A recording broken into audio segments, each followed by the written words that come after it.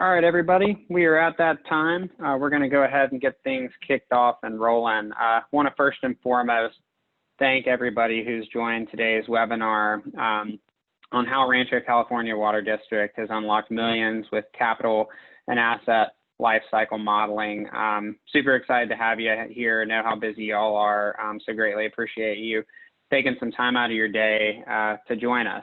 Before I get things rolling and kind of pass it off to the speakers who you're really here to hear from today, I wanted to just briefly introduce myself. My name's Earl Lang. I'm an integrated marketing manager here with Dude Solutions for our government vertical. I'm going to be moderating today's webcast and just wanted to go through first and foremost just some very basic housekeeping items before we get started. Phone lines have been muted for today's presentation. That's not to discourage participation though. So we please do want you to submit questions throughout. You can use the Q&A feature to do that. And that way we're just protected against any background noise that could potentially come in if phone lines were live.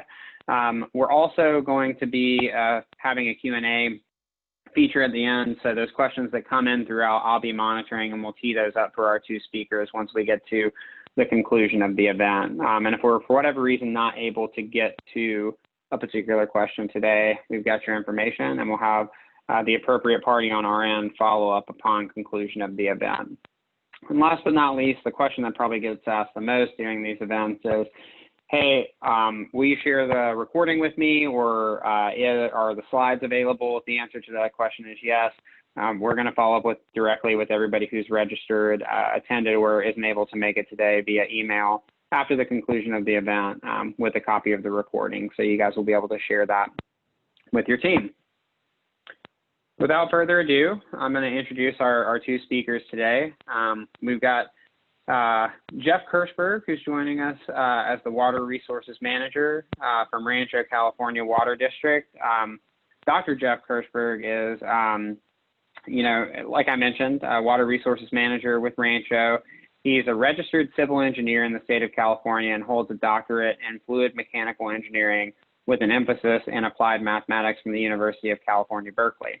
He's got 20 years infrastructure planning and asset management experience and specializes in integrating complex modeling results into geographic information systems. So super happy to have Jeff on our presentation with us today. We're going to hand it off to him here in a moment, but also wanted to acknowledge we've got Mr.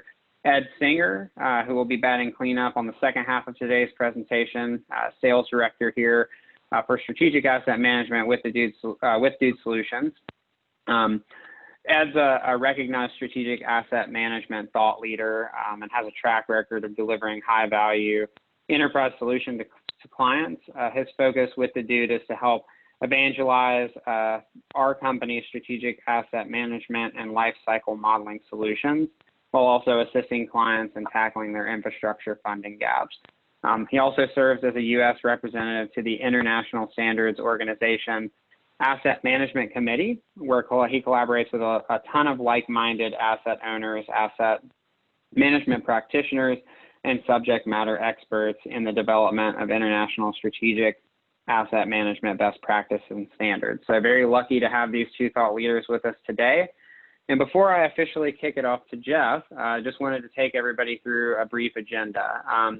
You've already heard the introductions and opening statements. So next I'll kick it off to Jeff, who's really going to take you through Rancho's success story and case study. After that, we'll go over to Ed, who's going to take us through a detailed view of strategic asset management and what that means with Predictor. And afterwards, we'll summarize and just kind of talk about webinar key takeaways and hit that Q&A for any of the audience who has any questions. So with that being said, I will stop sharing my screen and go ahead and kick this over to Jeff Kirschberg, who will take it from here. Jeff? Great. Thank you, Earl. Can everyone see my screen? Hope so. Yes. All right, excellent. Thank you. Well, thanks for joining today. We're down here, Rancho California District in Temecula, California. We serve about 155,000 people, either potable water, recycled water, or wastewater. And we have about 45,000 connections, which includes the city of Temecula, portions of wine country, all of wine country, and portions of the county of Riverside, and part of the city of Murrieta. And I'm really happy everyone's taken the time to join us today. And I know asset management is a very broad term and can mean a lot of theoretical things to a lot of people. You know, we've all heard about optimizing costs and levels of service, but over a decade now, Rancho California has been pursuing asset management as an enterprise solution. And we've taken a lot of twists and turns, and we've done roadmaps and frameworks and what have you. And everything's yielded some results. But what I'm here to talk about today is kind of the changes that we've made as an agency in the last 2-3 years that have really helped us start to yield some pretty big results, monetary results for the agency. And that happened when we took it from being a theoretical concept to really asking ourselves, well, what does asset management mean to our elected officials? And what does it mean to our board? And what does it mean to our executive committee? And it came out really quick that really what we talk about at Rancho, we mean our maintenance practices. Are we maintaining things optimally? How much is this costing? And what does it cost over time? We had made a lot of progress on our wells, and we were finally able to answer, you know, it takes about $200,000 to do a well casing rehab, pump and motor replacement. And so if you go to your elected officials and say, give me $200,000 to do a rehab, they're going to ask, well, how many rehabs do we have to do? Do we have to do all 50 of the wells, et cetera? And so this is what asset management started to mean to Rancho. Are we doing the right maintenance practices? And if so, how much is this going to cost over time? And so to that end, I want to show the progress we've made on two substantial areas. You know, the first area being our customer meter program, our demand meters. So we have been, you know, very aggressive and proactive in revenue protection through our meters throughout history at Rancho, and we were an early agency to adopt AMRs. So we have the automatic meter reading, you know, 45,000 meters throughout our system. And we put that in about 2006. And around that, we've built a whole revenue protection program because that's obviously one of the, you know, important things we can do as an agency is cut down this apparent loss and make sure we're metering, you know, the water correctly and collecting revenue appropriately. So it's very easy if you have AMRs to identify stuck meters, right? Everyone, you get a bunch of reads that are zero, it's not moving, you can go out and check that meter. Then we invested a lot of money in replacing failing meters. In other words, identifying failing meters. So we have this program SmartWorks, and it actually overlays with our orthophotography, so we can tell if greenery is changing, but the bill is changing in the opposite direction, and compare that to, you know, precipitation records. And that was all great. And we even had, out of the 45,000 meters, we had about 250 meters that we had identified to do through grant funding. But we had, you know, we have this 45,000 AMR meters that were put in 2006, and we really had no risk-based approach to replacing them. In 2006, we had made a part of our admin code that we would replace these meters every 15 years, all 45,000 meters, without looking at kind of which meters were more important, what our risk was on each meter, et cetera. And so really, while we were doing a great job identifying stuck meters and we were being proactive in identifying failing meters, how to replace the 45,000 meters, well, that was becoming a real issue, because 2006, 15 years from that, becomes 2021. So we started to dig into, what would this look like? What would it look like to replace 45,000 meters as our admin code would have us do? Well, there's a meter body out there. There could be a head assembly in some of these larger meters. I think hopefully, you know, basically meters have parts.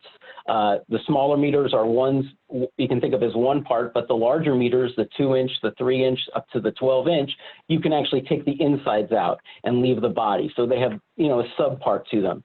There's an antenna to broadcast a signal. There's an ERT, which is really the battery pack.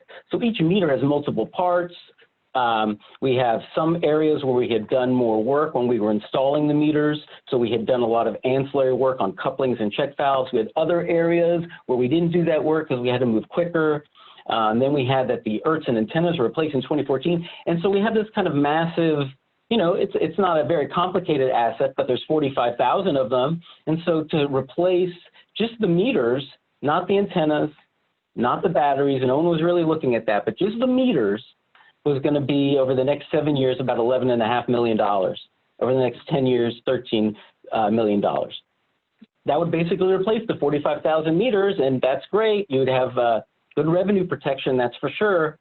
But we started asking ourselves, is there a better way to do this? What's the real risk of a meter, failing? And it's quite clear that there's no real catastrophic risk from a meter, blowing apart. The real risk is the loss of revenue, the apparent loss. These meters never fail high. They always under-record. And so we're giving away water and we're not getting revenue for them. And so we started looking at these meters, these 44,500 meters that are either disk meters or turbo meters. And it became very apparent that 3,200 of them comprised 50% of our revenue. 50% of the district's revenue coming from just, less than 10% of our meters. And so just to put that in perspective, that's a cutoff of your monthly bill averaging $225 or more, $225 or more. The next 11,600 meters make up the next 25% of the district's revenue. So between that 11,600 and the first about 15,000 meters, you have 75% of the district's revenue.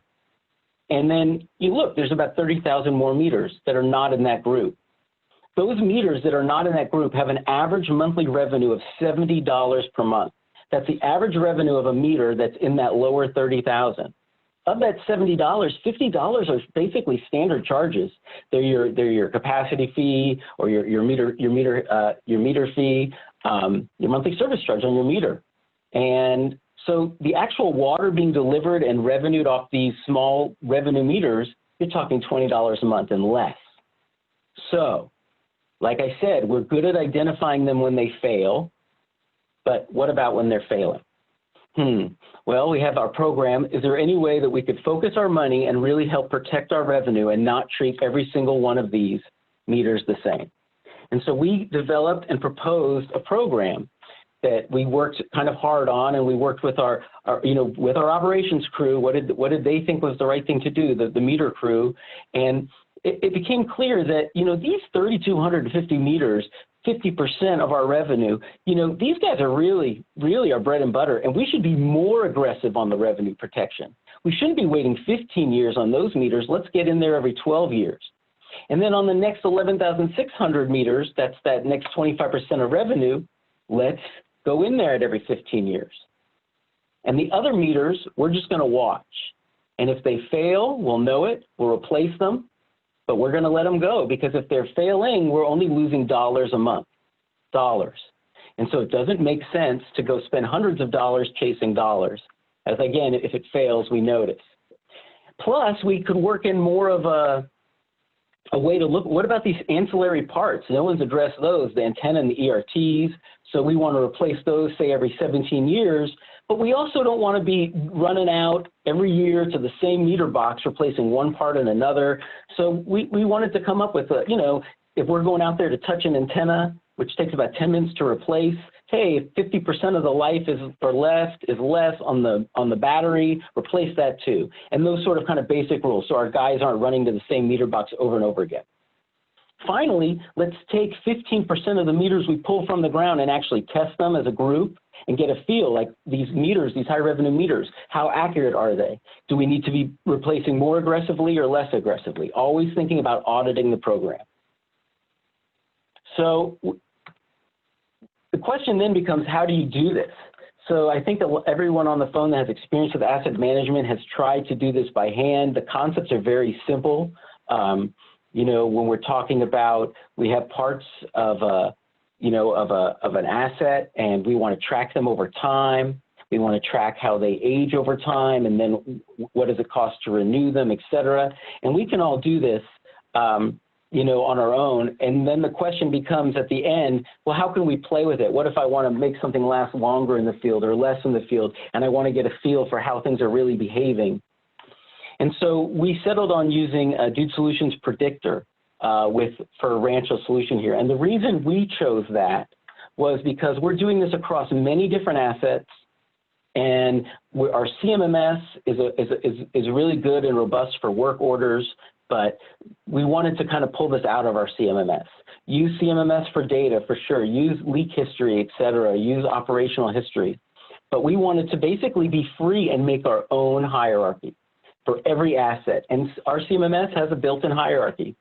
And we're going to get into that more when we look at lift stations in a minute. But the meters, you know, the hierarchy is pretty simple. You've got the body and the head assembly, you got the ERT and the battery. And so what you're looking at here is a high revenue meter, and I can actually look at how all the parts are aging over time. Perhaps the legend isn't so clear, but what you're seeing there is the different components of the meter, the antenna and the battery pack. You know, you need to change those every 17 years. They have a certain age today. You see how that overlays. This is a high revenue meter. So you're also replacing a high revenue, large scale, large diameter meter, where what you're doing is you're replacing the head assembly every 12 years. But that line going across the whole graph, that's the body, which you're leaving in the ground, because these 4-inch turbo meters, you know, 6-inch turbo meter, that's $2,000, but the head assembly alone is only $500, $600. So you're actually able to look at each asset of the 45,000 assets, make sure it's acting the way you want, and then confirm, hey, what if I was to do this? What if I was to let this last one more year? It's very easy to play with this and track all the subcomponents of your asset. In the end here, now you're seeing a low revenue meter, one that isn't making a lot of money, but it's a disc meter, and so you have to replace the antenna and the ERT twice, the green line, but that long going red line, that's when you do the meter, and because it's a disc meter, you do the body and the head assembly at the same time. And so really, while this is only 4 components, the idea is that each of these components is obviously degrading over time. Each of these components has a estimated life cycle, right? This is just that standard US EPA 2008 5 core questions. How does something decay? Where is it today? What state is it in, right? That's all this is doing. And then you can trigger things more importantly. Oh, a high revenue meter, right? It's more critical. It has more risk than a low revenue. So for the high revenue meter, I can contract or lengthen when it triggers. I don't have to let it get all the way to the 25th year. I can go to the 12th year.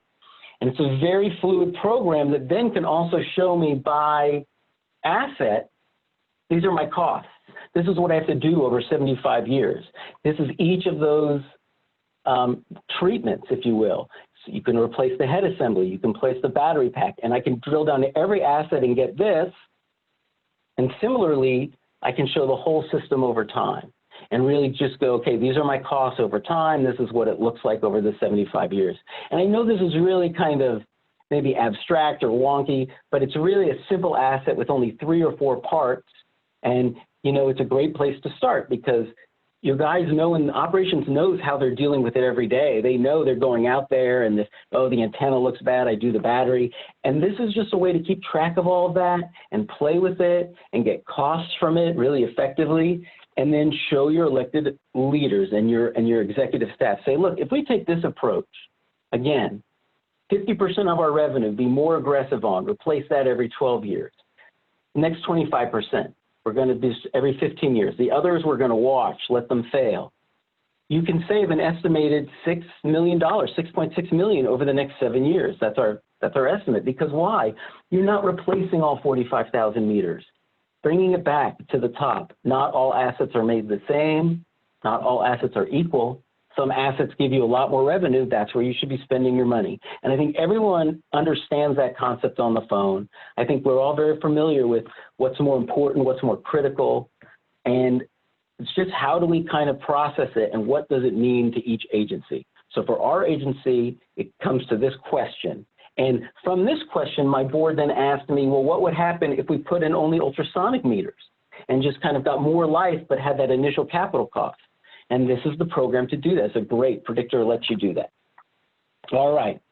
So with that, I'm going to just jump quickly to the wastewater collection system because since that was kind of in the weeds, now let's go really into the weeds. We have a wastewater collection system.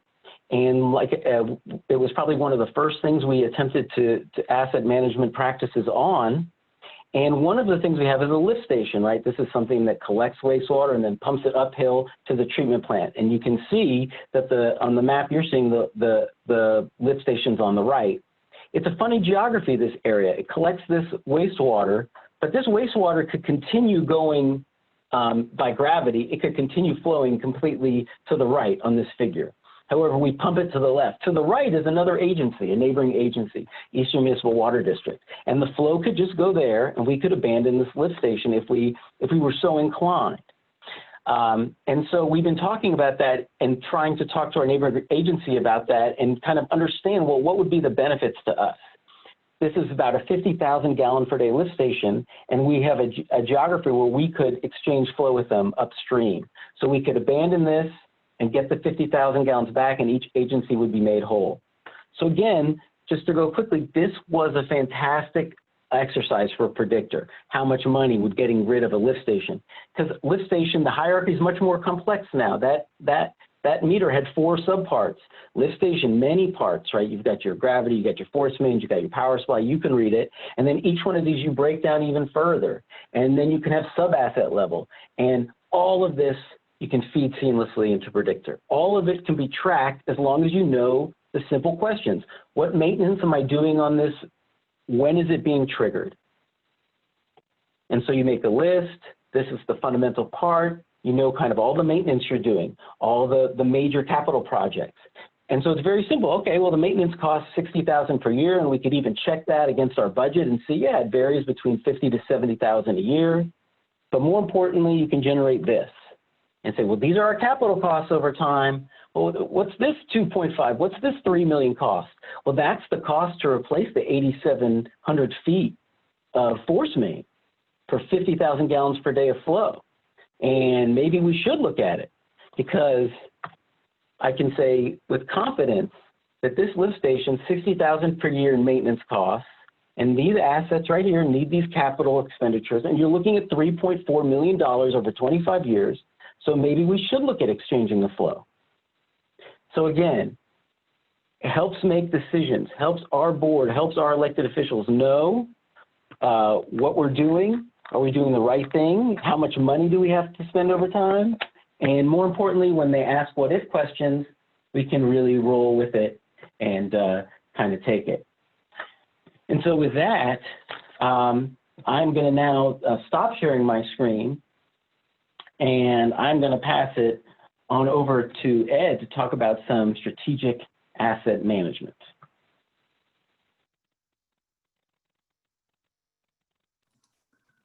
Thanks, Jeff. Thank you very much. And thank you for being an awesome client and a great ambassador for Predictor. I'm going to preemptively answer a question that I know we're going to get, and that is, how long did it take to get this implemented?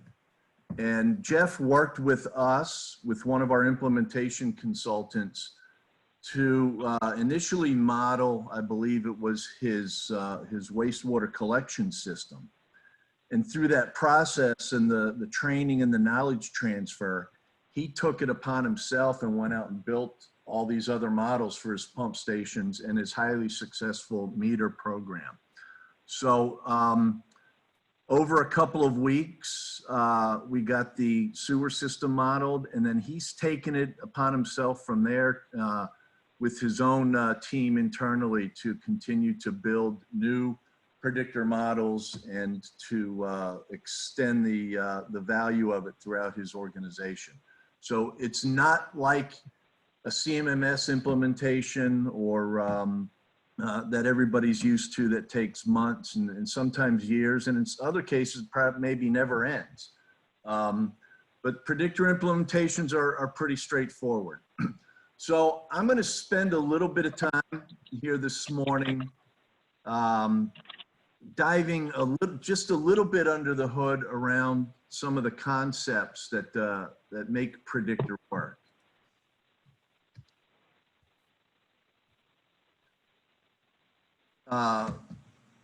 So Predictor is delivered to the market as a strategic asset management tool.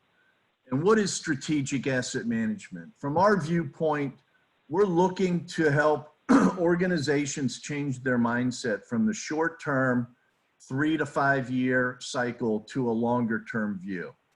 And through Predictor models, Lifecycle models through Predictor, help organizations determine if what they're doing in the short term and the decisions that are being made today and tomorrow are sustainable out into the future. Strategic asset management helps organizations align their business practices around levels of service, costs, and risks. So using Predictor Lifecycle models, we can model different inputs around a multitude of different strategic variables and see what the impacts and the outcomes are. And it puts us in a position to be more optimized around total life cycle asset management. And optimization is one of the key concepts around Predictor models, whereas other asset modeling solutions might give you a prioritization and give you sort of a worst first type list of assets to rehabilitate or replace. What Predictor tries to do through its algorithms is help you maintain the highest health of your assets across your entire network. And so we do that by optimizing the spend year over year, utilizing your organization's different intervention or treatment strategies that you've landed on. And strategic asset management helps establish a clear vision around how to manage assets, not just for risk or minimize life cycle costs, but truly to derive the most value out of your assets over the life of them. It's about doing the right things at the right time for the right reasons. And so just a little bit of our history here real quickly. Before we joined the Dude Nation back the 1st of April, Ascetic was a Melbourne, Australia headquartered strategic asset management services and products company. We had nearly 300 clients worldwide with well over 500 billion in assets under management using our tools and our solutions. We are now part of a forward-thinking organization that boasts over 12,000 clients worldwide, approaching 13,000. And our focus on the strategic asset management side is to help organizations such as yourselves and your consultants. I know we have a number of engineering consultants on the call today, and that's awesome. They're good partners of ours. But helping you guys take your lagging indicator data that you acquire and maintain through your maintenance management systems and other similar business systems and turn that into leading knowledge and wisdom. We model asset performance over the long term. Long term to us is anything over 10 years. We can generate models out 40, 50, out to 100 years. And help you through life cycle modeling optimize your asset investments. Today's case studies were focused on a water utility, but Predictor can be applied to any asset type. If we can assign a life cycle curve to an asset, or as you saw today, a component of an asset, and we know how those assets perform over time, given your maintenance history of the asset, and we can generate predictor models for them. So we can model all of our wet utilities, roads, bridges, buildings, parks and open space, levees, dams, reservoirs, airports, ports, rail. Predictor is asset agnostic, and the concepts of life cycle modeling apply the same across all types of physical assets. So our focus is the long term on 15, 20, 50, 100-year asset investment plans. We can take the raw data right out of the predictor models and bring them into leading third-party available business intelligence applications such as Microsoft Power BI or Cognos or the Oracle platform, and deliver living, breathing, live digital asset management plans that allow you to rapidly compare and contrast the asset performance given different budget, different risk, different service level scenarios. And the other thing that makes Predictor attractive to organizations such as yourself is we can deliver value at any point on your asset management maturity scale. Whether you're just starting your strategic asset management journey or you're an advanced world-class organization, Predictor can deliver value. And that's the same holds true for wherever you are in your data journey. If you're a generation one data, or you have very detailed component level data on your assets or your components, we can certainly build lifecycle models and deliver valuable output. So our focus is on the output and the content-rich output that help you guys tell your story, whatever that story may be. And so we're here to help organizations solve for their infrastructure funding gap that we all know is looming, and it's an issue for all asset owners. Assets worldwide, and you'll know this to be true within your own agencies, they're being consumed at a rate greater than your capacity is to fully refurbish or replace them. And this creates what's known as an infrastructure funding or an infrastructure renewal gap, which typically occurs later in an asset life cycle when the rate of decay and the impact of the renewal gap prove most problematic. And so the question becomes to your organization, what is our capital renewal strategy? Do we run to failure and spend a whole lot of money to replace the asset, or do we intervene at other stages along the asset's performance at different inflection points and perform other sorts of renewal or rehabilitation at a lower unit cost that allows us to extend that asset life cycle and get more value out of it while managing our risk? So what is the solution?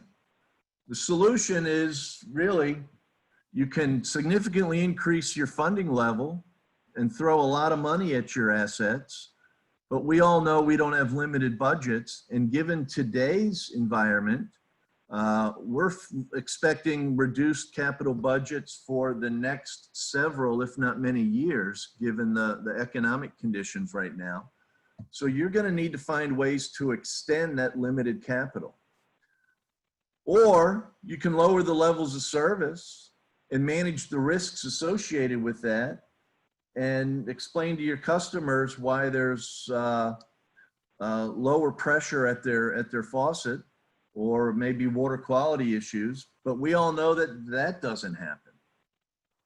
So we come along with Predictor and give a third option, which is to implement optimized decision-making that gives you guys scenarios that can help reduce the rate of consumption without requiring additional funding. And we're able to do this based on life cycle curves and modeling such factors as asset condition, age, behavior patterns, utilization, risk, capacity, etc. And so Predictor is, as I said, caters to the long-term planning of infrastructure assets. It helps answer a number of long-term scenario type questions, such as, what are my costs needed to deliver a predetermined level of service? What are the resulting service levels we can deliver based on increases or decreases to funding? And what might the potential impacts be of alternative treatment strategies? So Predictor is not a silver bullet. It doesn't give you the one answer that solves all of your organization's infrastructure gap issues, but it gives you a set of tools to explore different scenarios based on different inputs and outputs. And an ideal predictor client, such as Rancho, will take their initial models and then start to play around with different treatment strategies and intervention points over the asset's life cycle to come up with the $6 or the $11 million in capital savings by testing different strategies. So where do we fit into your organization's asset management program? We look at it as a pyramid. The base of that pyramid is your asset information. These are your asset registers that tells you what you own, where is it located, and in many cases, what condition is it in. On top of that, you're building your tactical asset management solutions. These are your customer relationship management, your billing systems, your maintenance management. You're using these systems to manage the inspections and the day-to-day, or what we like to call salt and pepper maintenance on your assets to keep them at a minimum level of performance. And within this, this tier here, you can perform different levels of risk management and a lot of sort of performance reporting. This is your efficiency and effectiveness. Predictor doesn't look to replace any of those systems.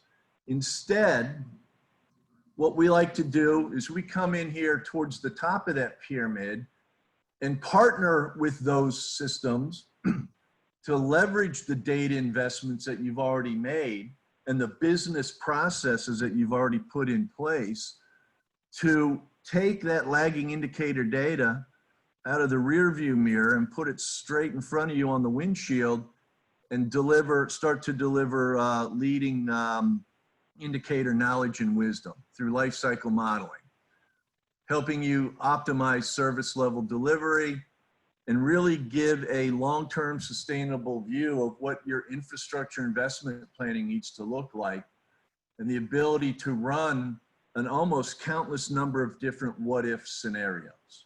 This is our value proposition to the marketplace. So we're able to do that because we do true asset lifecycle modeling. And the slide I have on the screen right now, you all as engineers and operations managers understand and you're familiar with an asset performance curve. You may call it a degradation profile, a performance curve, a life cycle curve, NESI curve. Essentially, it's being able to model the performance or the health or the condition of an asset over its life cycle. And what you see here is somewhat exaggerated just for illustrative purposes, but you see an asset is dark blue when it's brand new, just put in service, and it transitions through green and yellow and orange as it ages and eventually gets to red at its end of life. And we all know that in order to keep an asset from rapidly deteriorating, we need to perform some routine operations and maintenance activities, cleaning, lining, sewer mains, flushing water mains, etc.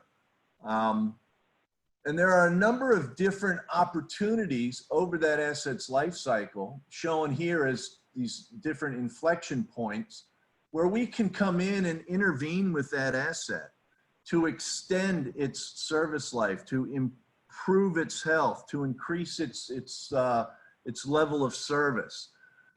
So what Predictor does, and you can imagine, a lot of you are probably doing these sorts of analysis right now in spreadsheets, but when you start bringing in thousands, if not hundreds of thousands, upwards of billions of dollars in replacement value of your assets, it becomes pretty complex.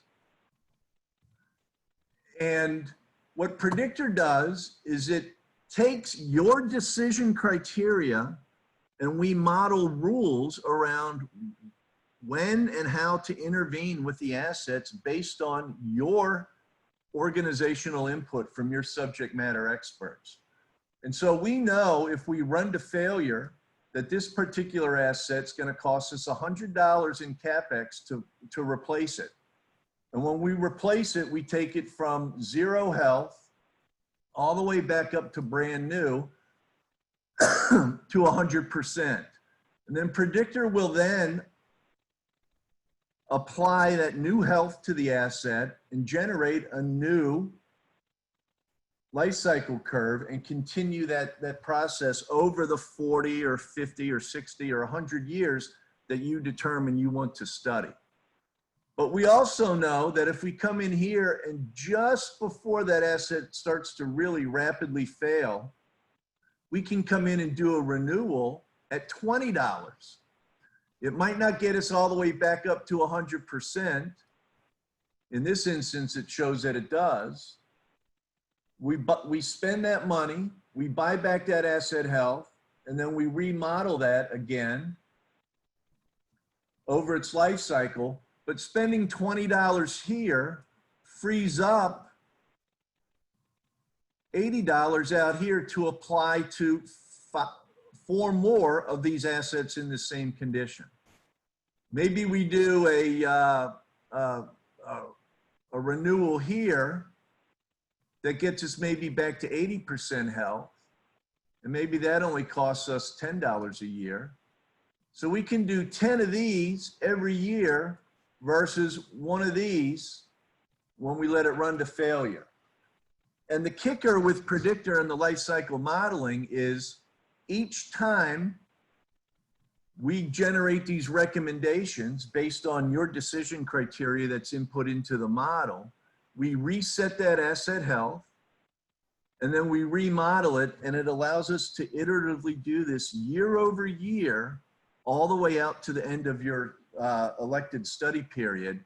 And it provides the ability to what we call unlock this hidden capital by not spending $100 here, but say only $10 here. And it allows us to keep the majority of your assets in your inventory further up in its life cycle or its performance curve. And I'm going to jump into just really quickly 2 case studies that show the value, 2 additional case studies that show the value of that life cycle model. Here's a small stormwater utility up in northern Michigan that hired an engineering consultant that is a business partner of ours to help them figure out a stormwater renewal program. They thought that they might be spending about $100,000 annually. And this is a very small community, the population of less than 20,000, but the concepts apply regardless of what size your organization is. But these are real numbers. And some of you may be looking at 100,000 and say, we spend that in a week. But they thought they might be spending 100,000 annually. And they said they really had no strategy, but their strategy was run to failure. But they recognized that they were getting more frequent rain events, and the intensity of those events were also increasing. And they were having to deal with more asset failures. So their engineering consultant developed a number of different predictor models. And if we look at the output, and this is some common output from a predictor model that shows the distribution, in this case by percentage, of your asset network based on what state it's in, off of that life cycle curve. So like new is dark green, cherry red is end of life, it's failed. So if we look at the first 5 years, we're looking pretty good.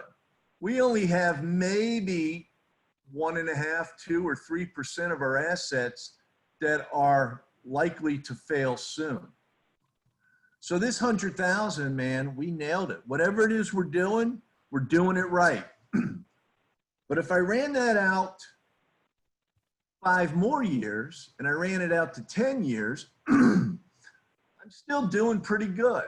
I noticed that about around year 6, the percentage of my network that's moving to failure imminent starts to increase, and I have just a little bit of uptick in my assets that have gone to end of life.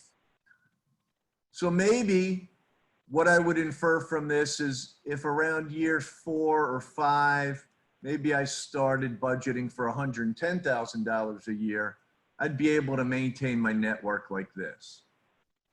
But if I ran that out, the full life cycle and the full 40-year program period, what I would see is that what started to show up in year 6 was actually the beginning of a pattern of significant failure. And over the life of that program, my assets are starting to fail, and my 100,000 annually is not nearly enough to keep up with it. And I'm going to lose my system. And by year 30, more than 40% of my system has gone to failure. So what we are seeing, looking at it through a 3 to 5 year lens, is deceiving. And what we think is good turns out to be not sustainable. And we have this storm that's brewing, and we have a significant infrastructure gap that's looming. And so what this consultant did with their client was they ran additional predictor models, looked at different intervention strategies, and helped them establish a program that they felt was going to deliver the levels of service that they were interested in over the 40-year period. And what they landed on was a proactive strategy that looked at increasing pipe sizes, adding BMPs, upgrading pipe materials, et cetera, and being more proactive instead of letting all the assets go to failure. But that was going to cost them about this budget was a 625,000 annual budget, would deliver this service level profile. They looked at other solutions that were average of 725,000 a year, continuing to be reactive, and then an average of 640,000 a year to drastically eliminate these failures that happen here about mid-program. But this is what they went to their drawing board and started programming around that 625,000 annual. Another example, this is a pavement asset management plan. This is the city of Topeka, who hired us to help them figure out how to best spend their $24 million annual roads renewal budget. And there's a lot more to this story. They were about to sunset a 0.5% sales tax that helped fund, I think it was about 30% of their annual pavement renewal budget. And they wanted some ammunition to determine what the impact of eliminating that 0.5-cent sales tax is going to be. And we, right out of the gate, showed them that that was going to be detrimental to the health of their road network. Then we looked at a solution that would increase the funding, and showed them that just increasing the funding wasn't necessarily going to get them where they ultimately wanted to be.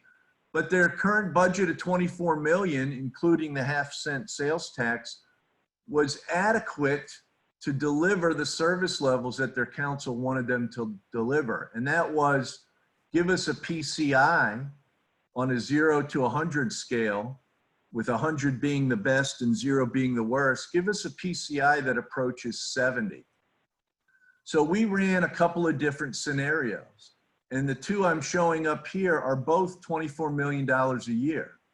And if you look at the charts and you look at the average service potential of their road network over the 15-year program, it looks almost identical. And it is. So they started out at a PCI of right around 55. They wanted to get to above 60 with the stretch goal of trying to get to 70. And year over year, it's pretty much identical with this $24 million budget. But in fact, the outcomes here are quite different. In this first strategy, which is their current intervention strategy, at the end of that 15 years, 10.5% of their road network was going to be at end of life. And this translates into 164 lane miles. But taking that same $24 million and applying it differently, we were able to show them an outcome that was better than twice what they were getting given business as usual. It would reduce the percentage of network at end of life down to 4.7, only 74 lane miles at end of life. And they were able to do this by applying their existing pavement renewal strategies differently, whether it was asphalt surface, seal and patch, reconstruction, edge mill, and overlay.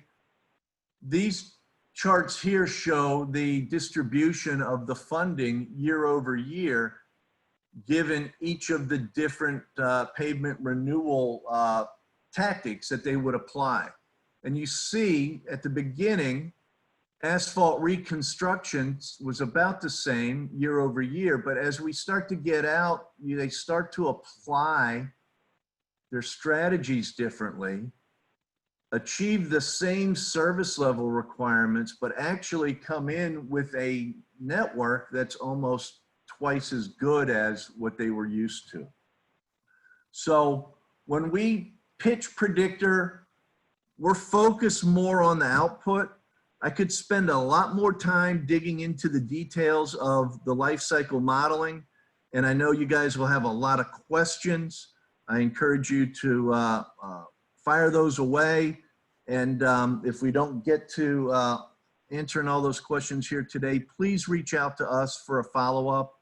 We're happy to spend an additional 40 minutes to a couple of hours with you guys, helping you to understand where Predictor might fit into your overall long-term strategic asset management program and help you guys deliver significant value to your constituents and your stakeholders. So I thank you for your time. I thank Jeff again for an awesome case study and a really progressive use of life cycle modeling with Predictor.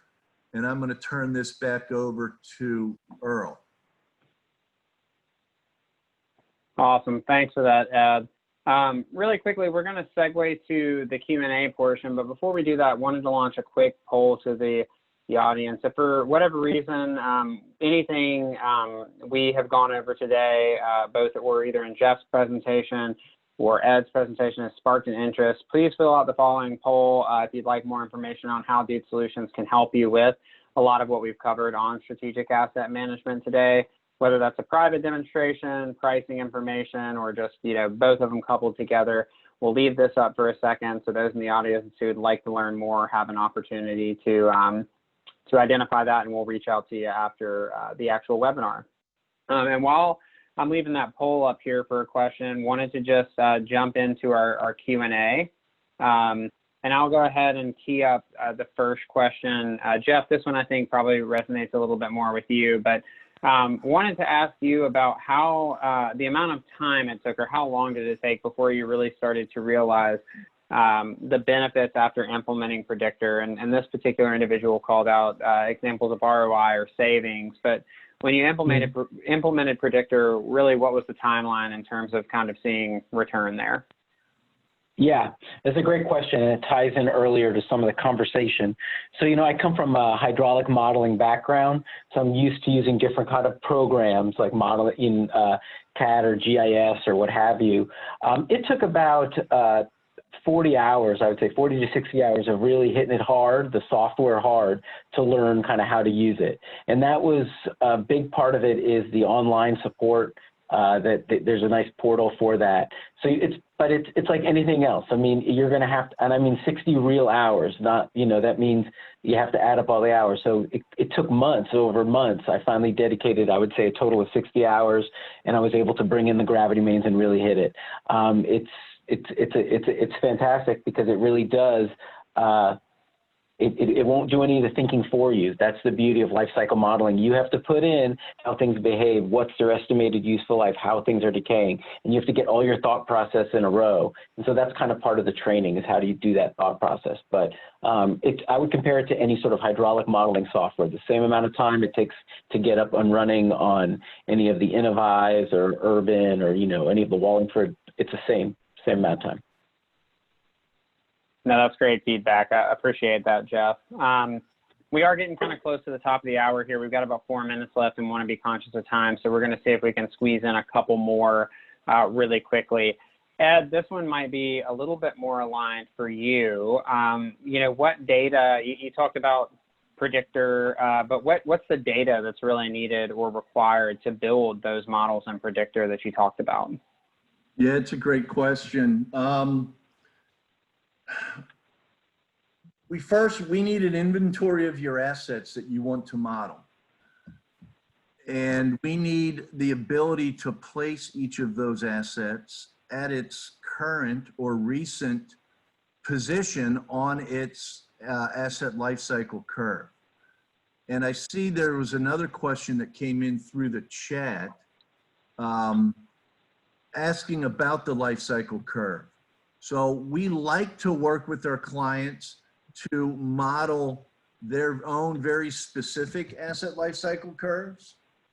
So if you have data, if you have information that shows you're getting 60 years useful life out of a particular type of pipe, or maybe it's 85 years, whatever the case may be, we can bring that localized truth data into our solution and build localized life cycle curves.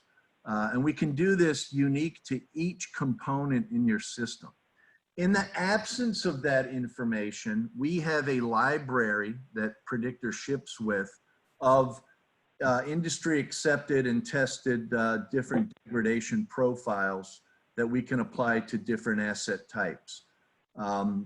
And so the question, so we need a life cycle curve, we need the asset inventory, and we need the ability to determine what the current conditions of those assets are.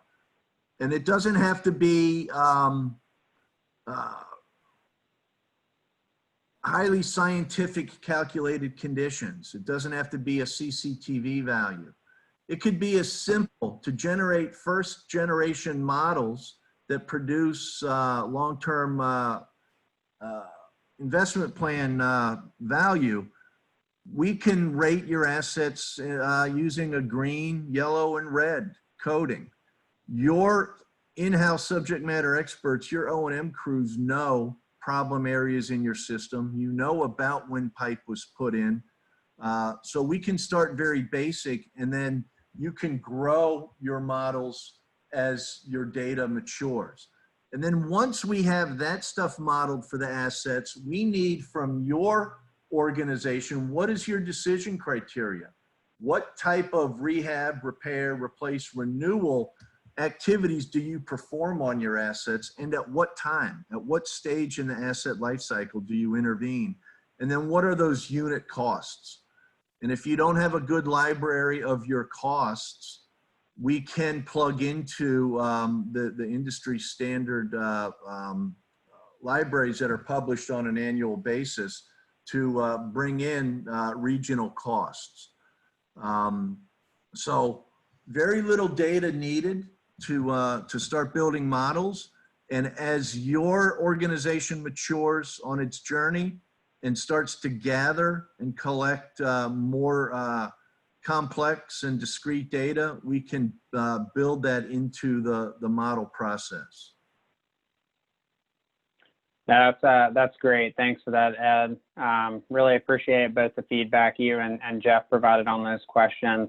We are at the top of the hour, so I am going to go ahead and wrap things up. We did get some questions that came in through Q&A that we weren't able to get to. We'll flag those and have somebody on our team reach back out to you and make sure we can provide some clarity and answers to those that we didn't get to today. But want to again say thank you to our speakers. Greatly appreciate you guys taking us through that fantastic presentation.